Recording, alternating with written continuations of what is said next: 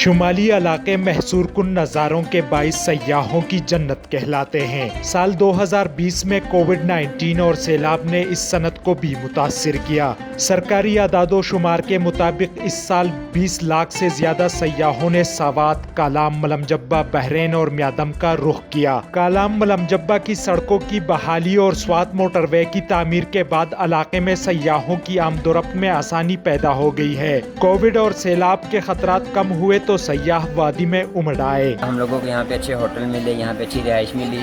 रात में ठंड बहुत ज़्यादा बढ़ गई थी, जिसकी वजह से हम लोगों को कंबल प्रोवाइड किया गया और फिर उसके बाद फिर ग़िज़ाई प्रोवाइड की गई और बहुत सारी चीज़ें हम लोगों की सुकून के लिए प्रोवाइड की।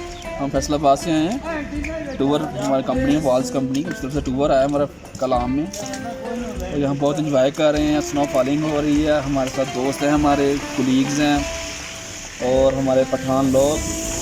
माशाल्लाह बड़ा अच्छा प्रोटोकॉल मिला हमें यहाँ। ज़रूर आए, यहाँ पे आके एंजॉय करें। ये मतलब बहुत कम हमें हर इलाके में देखने को नहीं मिलता, तो यहाँ पे मिल रहा है तो हमें आके ज़रूर एंजॉय करना चाहिए।